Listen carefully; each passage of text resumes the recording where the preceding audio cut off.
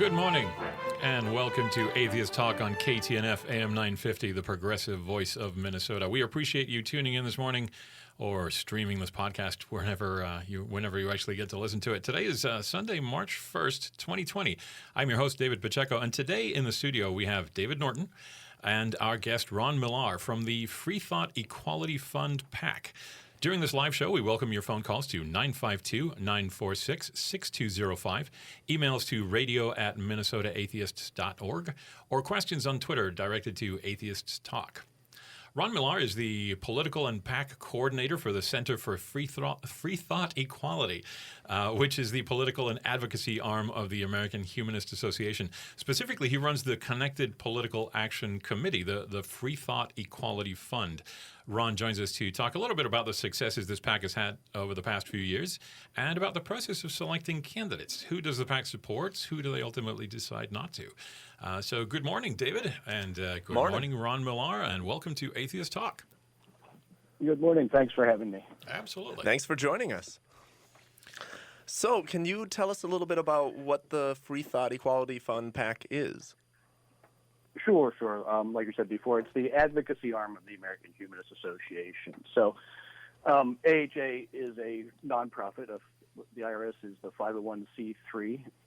The Center for Freethought Equality is also a nonprofit, but it's a 501c4, which means it can do unlimited lobbying, and for my purposes, it can have a connected membership political action committee. And so my focus is running the PAC. Okay. Can you tell us a little bit like how you actually decide which candidates to support and which candidates not to support? Like how do you separate that? Sure. Well, what we do is we are on a giant fishing expedition. What I do is I send out candidate questionnaires and some background information on my organization and our community to all the Democratic congressional candidates, and then state legislators. So we send out thousands and thousands of candidate questionnaires. And then when they're returned, we follow up, have interviews with them over the phone, and then make our endorsement decisions. And it's been really effective for us. I've been there since 2016. In 2017, we sent out questionnaires for the 2018 election, and we got one back from this member in California, and in our questionnaire, we deal with a whole host of policy issues, and then we also ask about religious background, how they identify, and he sent something interesting on how he identified. We had an email exchange for a little while, then finally had dinner, and after he, talked to constituents and contributors and colleagues, he decided that he was willing to come out and identify as a humanist and agnostic. And so Jared Huffman in 2017, he's a member from California's 2nd District, became the second ever member of Congress to identify with our communities. The first was Pete Stark 10 years earlier in 2007. So what we've done over the past several elections is, like I say, reaching out to candidates. When we first started this endeavor, we knew of 5 members of state legislators five state legislators who identified with community. Now we're over 50, and so a 900% increase, which sounds really impressive, but when you consider there's 7,000 state legislative seats out there, we've got a lot of work to do. 5 to 50 doesn't sound so good in proportion and relatively speaking, but it does speak to the fact that it has been up until quite recently kind of anathema to express that kind of association with an agnostic community, even a humanist community. Right. I mean, being an atheist in politics really was a political taboo for most of American society.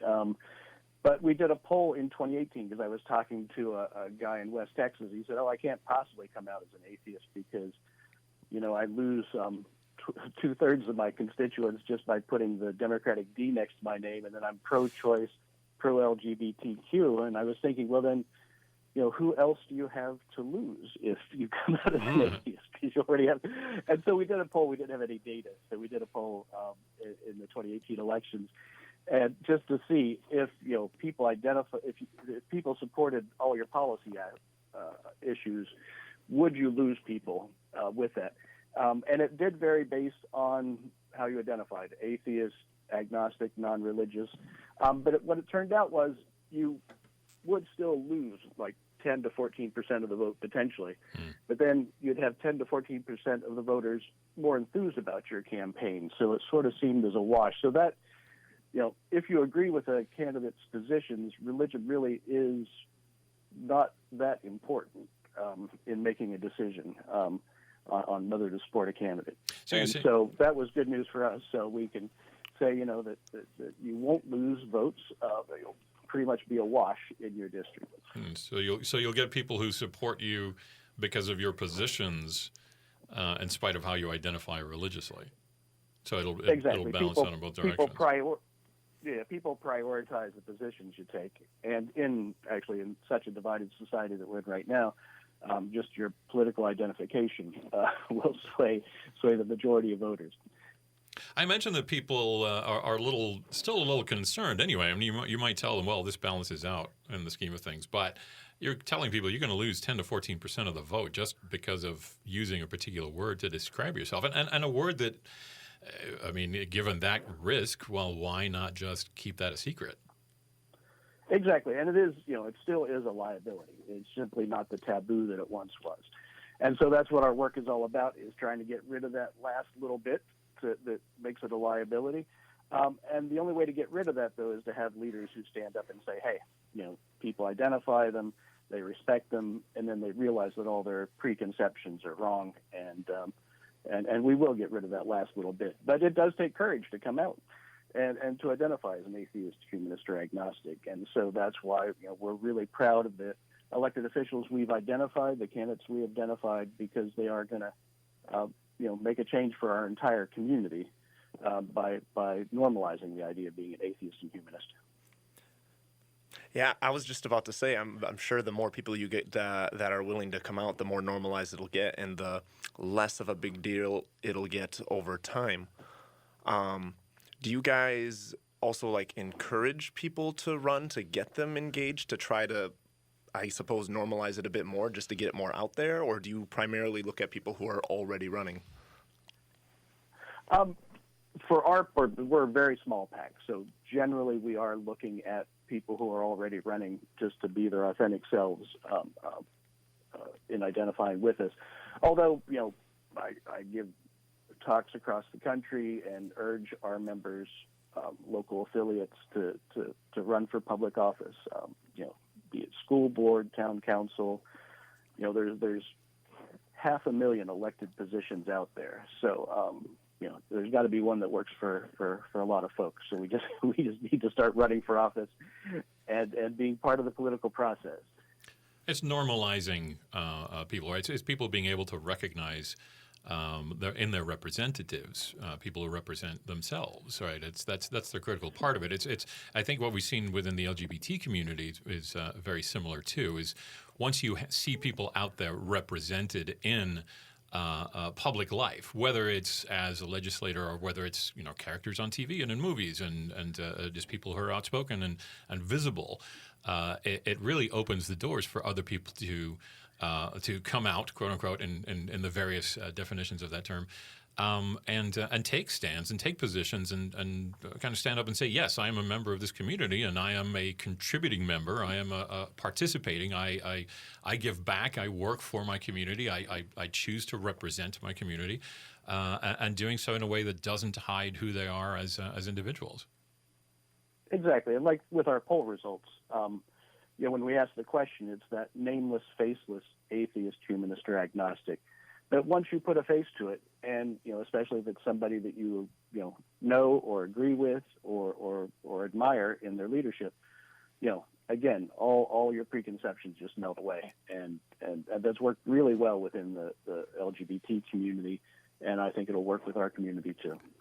I did notice that you did mention specifically that you search out Democratic candidates. Is that specifically who you go to, or have you been able to reach out to any members of other parties, independents or Republicans, Green Party members that you might want to assist with the PAC? We have focused on the Democratic Party simply because we're a small PAC and, we have only so many resources. And we don't reach out to Republicans because, core elements of our questionnaire are, climate change, reproductive rights, LGBTQ equality. And those issues, we promote them because they're only political issues because of the Christian nationalists out there. We'd actually be addressing climate change rather than debating whether it exists or not. And we'd be freed up from dealing with reproductive rights and LGBTQ equality. So in Congress right now, I don't think there are any Republican members who are both LGBTQ friendly and support reproductive rights. The Republican Party has been so captured by the Christian nationalists that there is no ability for candidates like that to be in their system. So we don't reach out to them. We don't reach out to Greens or Independents simply because at this point they're not winning elections. So we want to focus on people who have the chance to obtain their seats. Sure. So, again, we need to. Sorry, Ron. resources. Sorry to interrupt you real quick, Ron. We do have to take a break. Please stay with us through the break. We'll come back. We'll talk a little bit about the criteria that you're using. This is part of it, obviously. We'll return to Atheist Talk with our guest, Ron Millar. I am David Pacheco, along with David Norton, and you're listening to AM 950 KTNF, the progressive voice of Minnesota.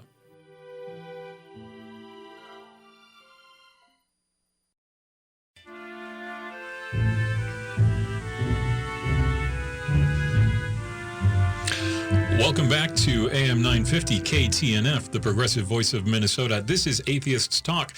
I'm your host, David Pacheco. This is a live show, and we welcome questions at 952-946-6205 or emailed to radio@minnesotaatheists.org. Find us on Twitter or Facebook under Atheists Talk. Today I am here with David Norton, and our guest is Ron Millar from the Freethought Equality Fund PAC. Welcome back, David. Welcome back, Ron. Yeah. Thank you.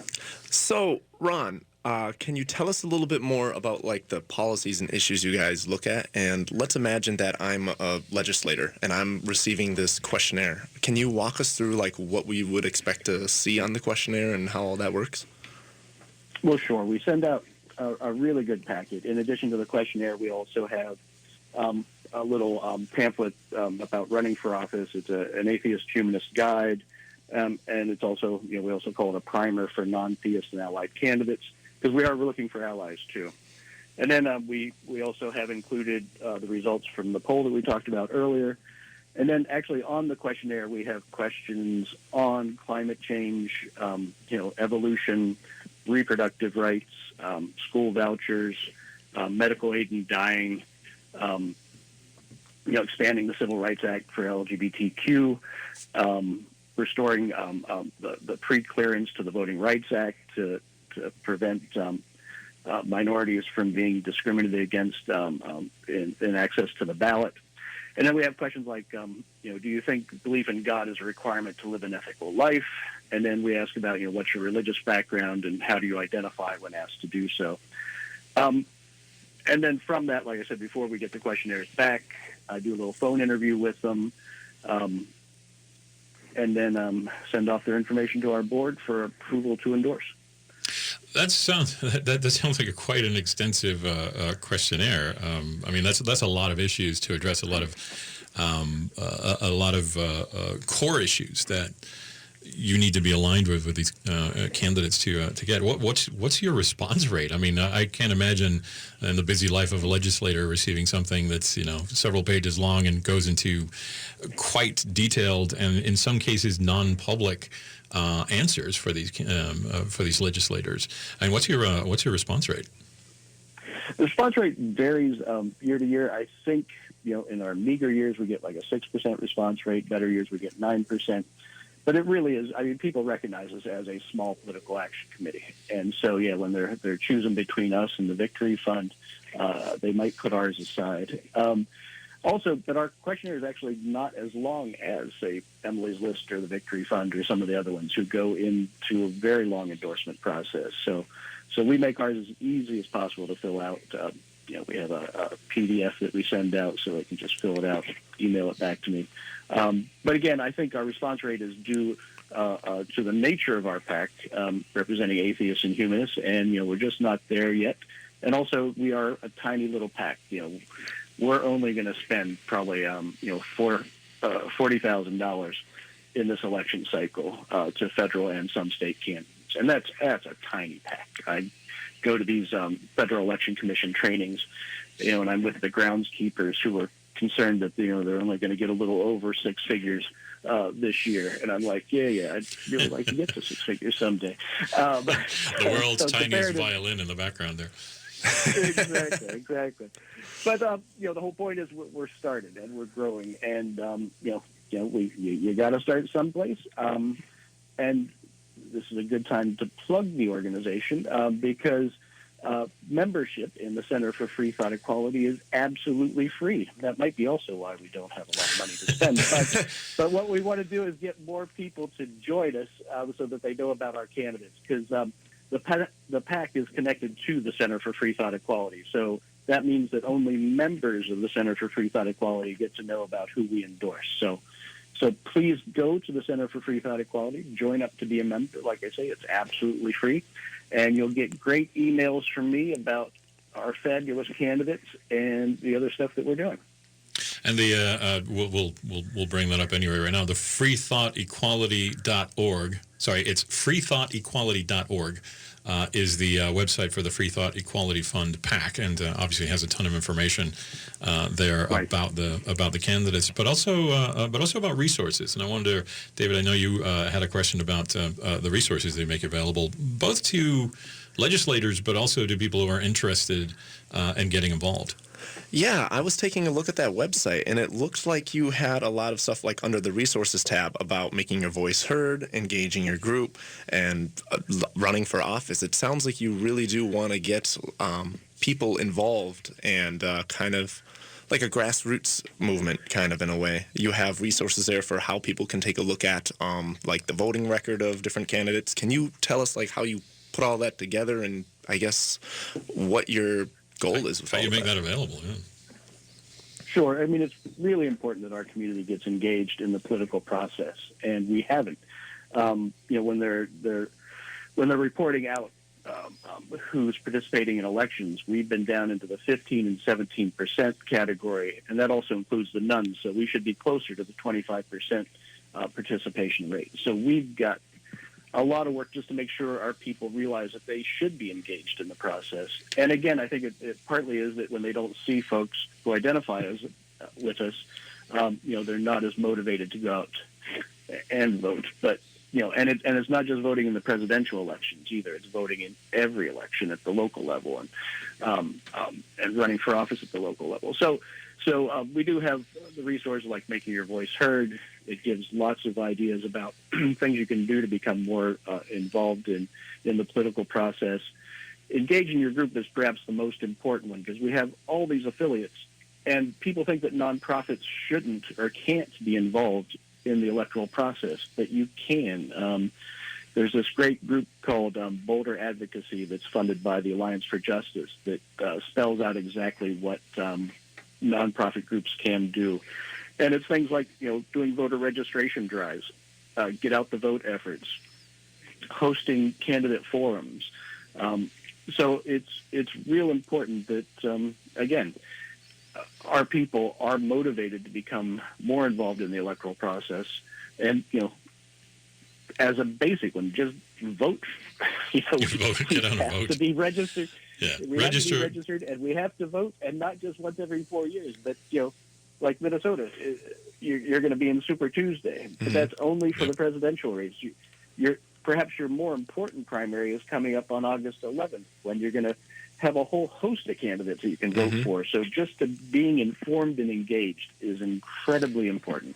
Yeah, being involved in the in the political process at the lowest levels. I mean, people who start out in the school boards right, end up running for legislator positions eventually, right? People who get involved at those lower levels eventually go to the higher levels too, and hopefully at some point to the national level too. And that's why it's really important to, as you say, to use the resources and websites and organizations like the Freethought Equality Fund PAC to say, what can I do? I mean, I don't necessarily have to just run, but I need to be aware of what's happening around me. I need to be aware of the legislation that's being proposed. I need to be aware of the cases that are being brought towards the Supreme Court, so that I can understand what impact I can have on my local community and the legislation that affects it, but also at the national level too. We're going to have to take another break. Please stay with us through this break. We will return to Atheist Talk with our guest today, our guest Ron Millar. This is David Pacheco, and you are listening to AM 950 KTNF, the progressive voice of Minnesota.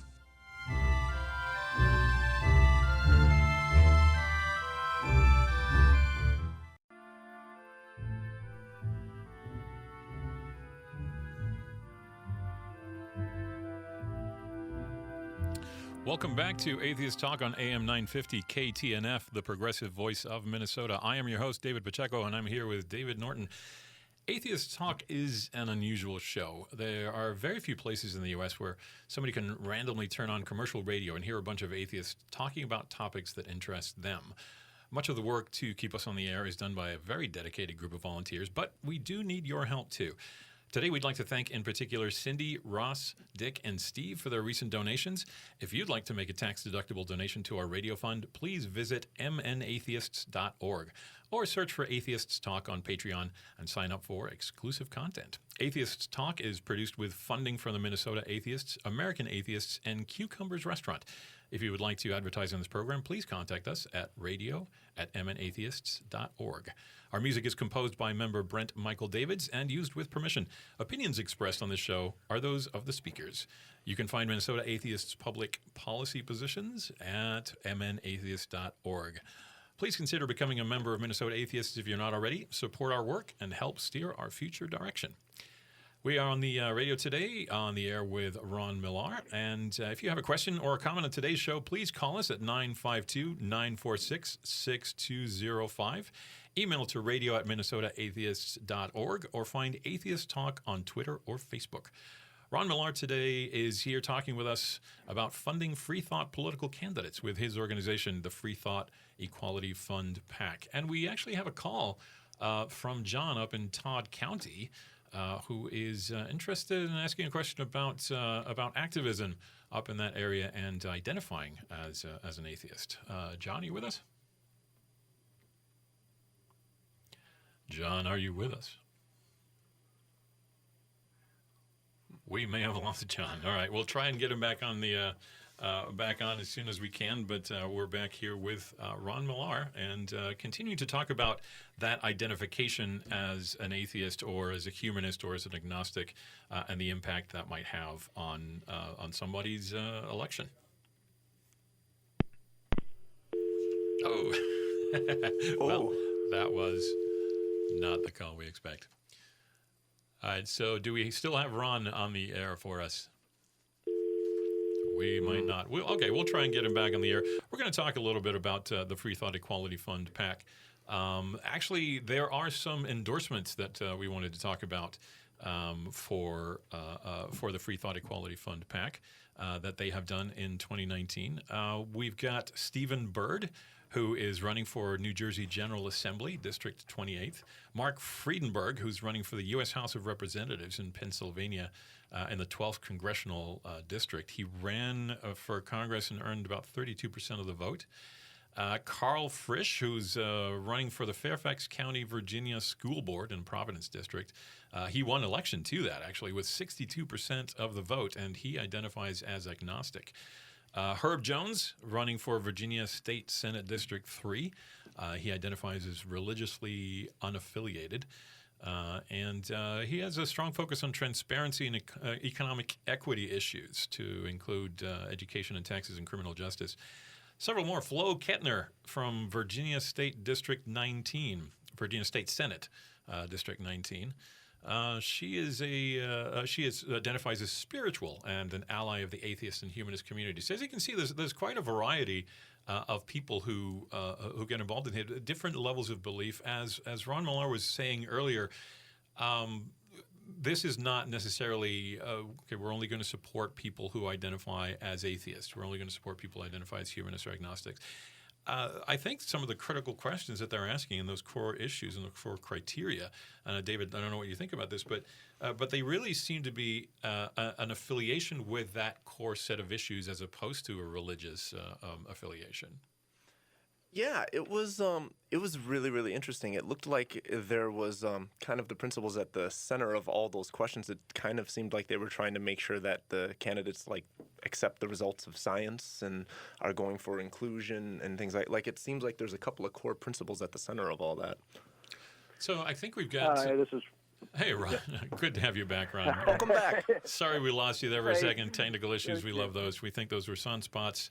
That might have been an act of God. We don't really know. But speaking of which, and speaking of science, how I did have a question. How important is it for us to have scientist legislators?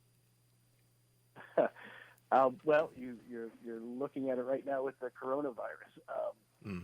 We've got to have people that fight back when they're subverting the actual science of what's going on to the politics of it. And you would think that having evidence-based public policy would be a natural, but we're far from it. And so we've got to elect people who are going to have that at the forefront of their agenda. And that's actually one of the great things when Jared Huffman announced, he was getting all kinds of congratulations from his colleagues on the Hill. And one of the things we had talked about when we had dinner with him, we had like 6 things that a wish list of things we wanted to see. And one of them was creating a caucus within Congress that would focus on evidence-based public policy, maintaining the secular character of our government, and also normalizing the idea of having atheists and humanists in public office. And so, at the time we said, well, you can't be a caucus of one, but it happened anyway because he got such great feedback. A couple weeks after he announced, we had a meeting in his home on Capitol Hill with several members of Congress, and they wanted to form a caucus to support his being the only humanist and agnostic member of Congress. And so now there is such a caucus focusing on evidence-based public policy. It only has 12 members right now, but when you talk to your elected officials from Capitol Hill, tell them to join the Congressional Freethought Caucus so that we can build it up. And that was started in 2018, I believe. Yes, that's correct. Yeah. So, and so what has their focus been? What have their efforts been in terms of supporting legislation, supporting movement? It's been a lot of education materials. It's been opposing some of the regs that the president has put forward, putting a religious aspect on health and human services regs. They've had a couple speakers come in to talk about actual religious liberty, where people are being threatened overseas for being atheists and humanists. And so, they're just starting out. They're doing some great work. And we need more members to expand our reach. Yeah, I think it's interesting.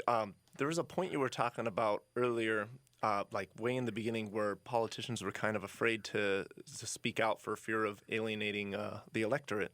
But I also think it's a bit of a catch-22. As voters, we need to make sure that we let people know that, hey, we are a segment of the voting population, and for humanists and atheists and all of that to have their issues addressed and have politicians take them seriously, we need to let them know that we are an actual segment of it that they can earn. And a significant segment. I mean, I think based on the latest polls, we've got somewhere between 22 and 25% of the population, of the voting population in the U.S., who identify as non-religious. Now, that can mean a lot of things.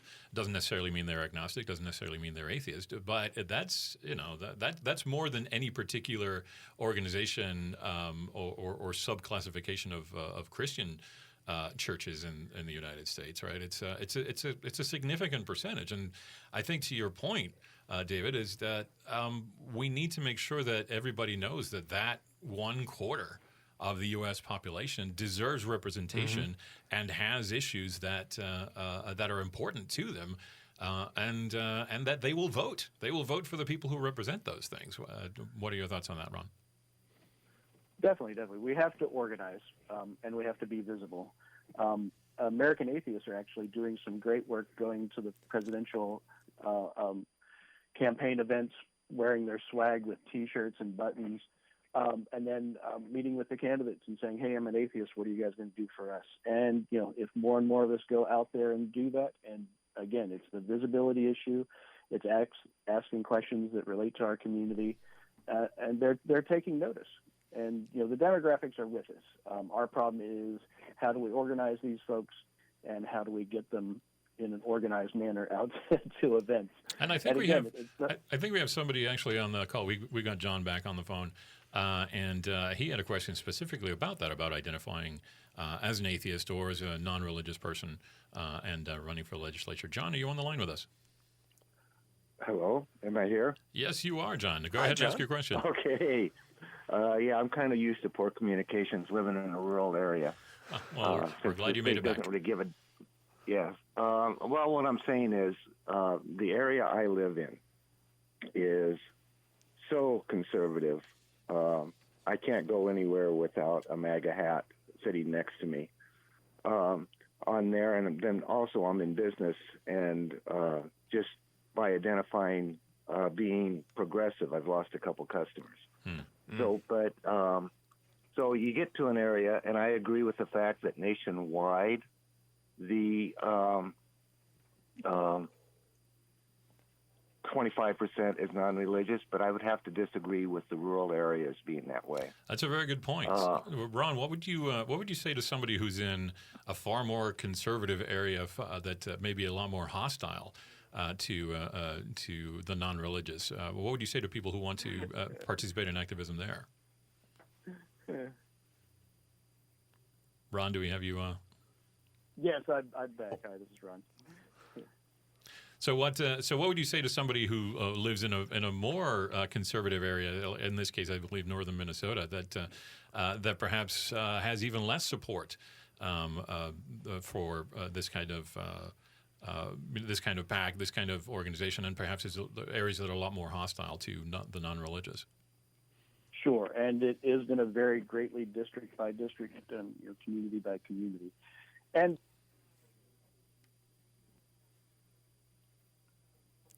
we seem to have lost Ron, unfortunately.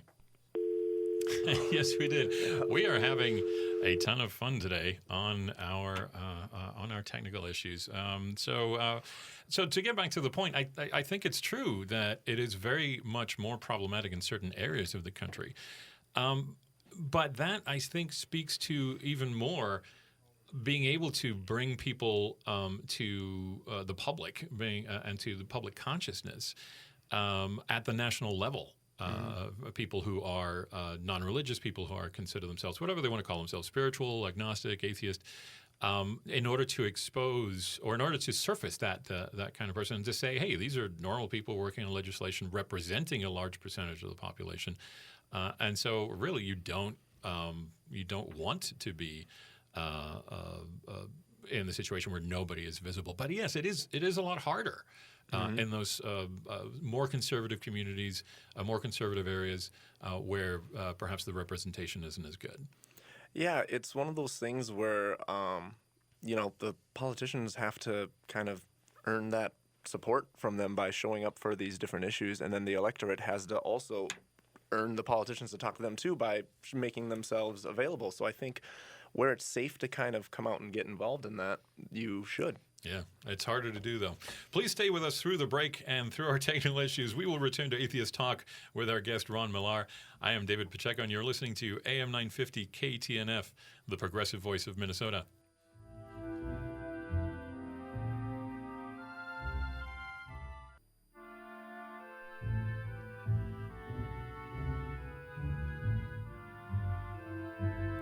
Welcome back to AM 950 KTNF, the progressive voice of Minnesota.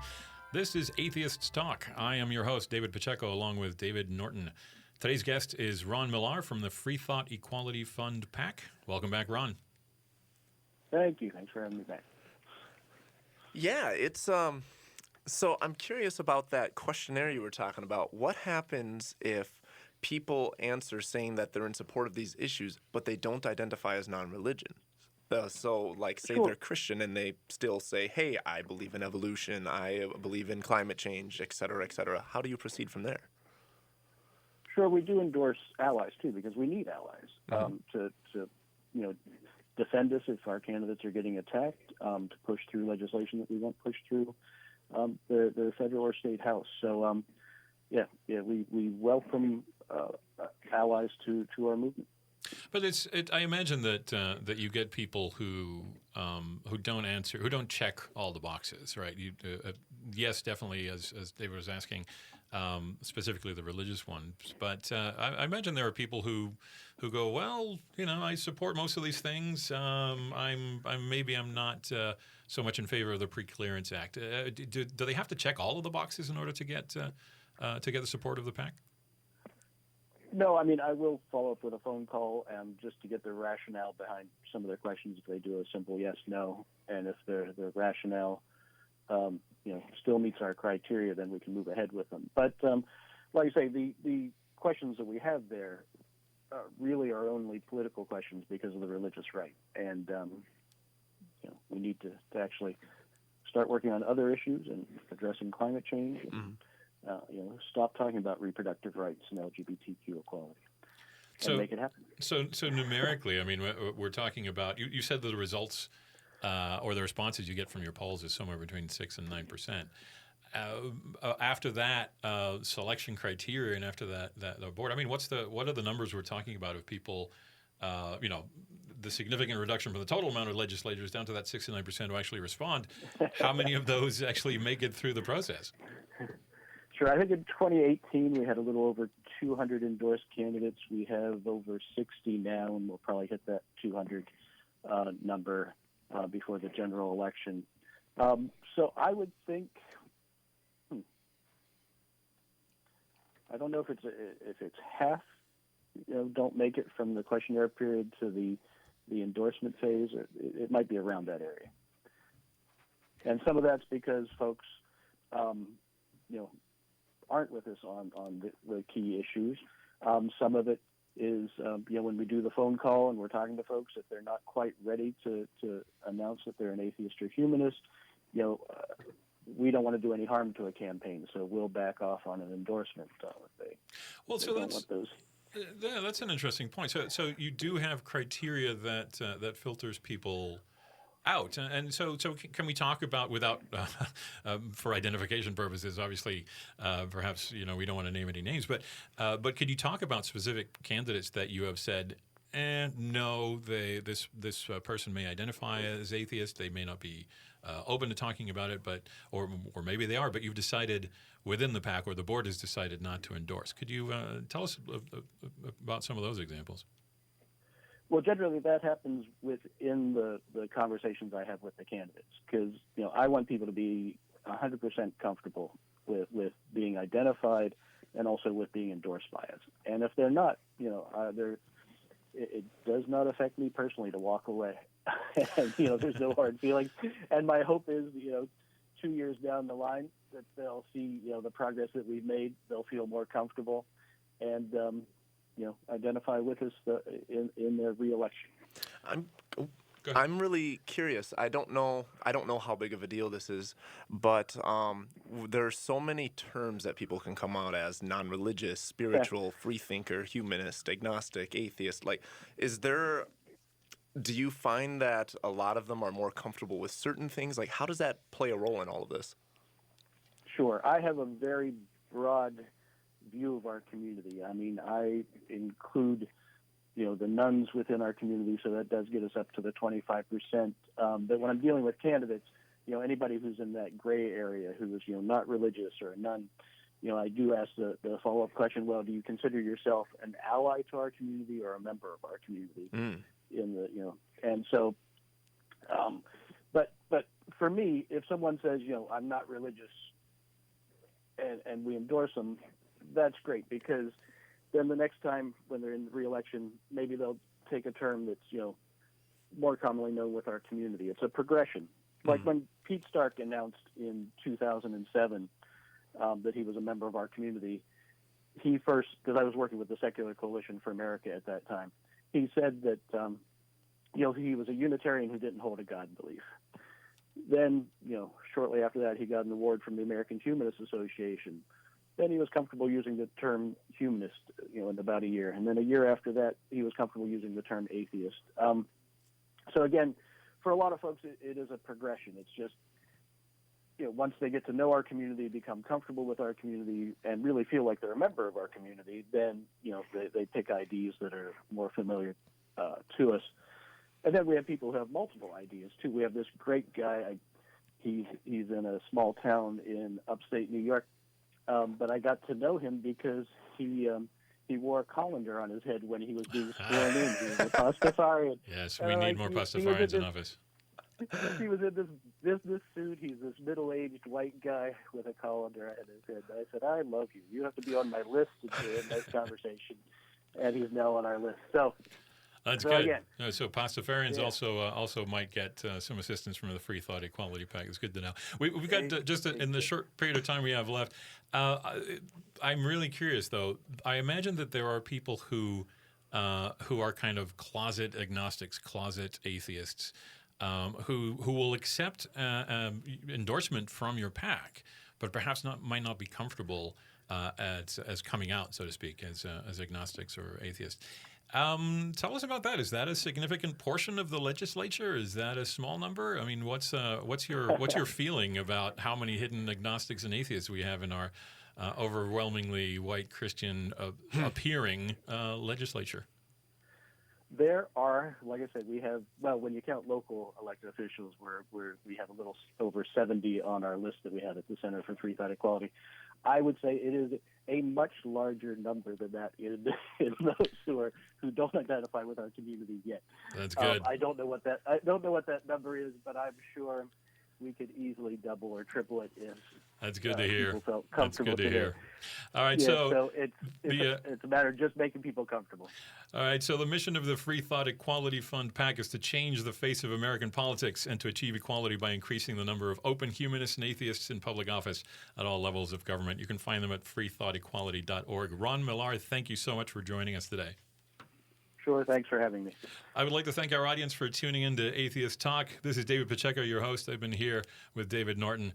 Please join us again next Sunday. I am very proud to be on the air with the Minnesota Atheists, and I hope that you appreciate the show. The show depends on the generous support of our members, our sponsors, and donors. Please consider supporting the show through the donation link at mnatheists.org. This is Atheist Talk on AM 950 KTNF, the progressive voice of Minnesota. The podcast for the show will be on our radio page as soon as possible. Have a great Sunday.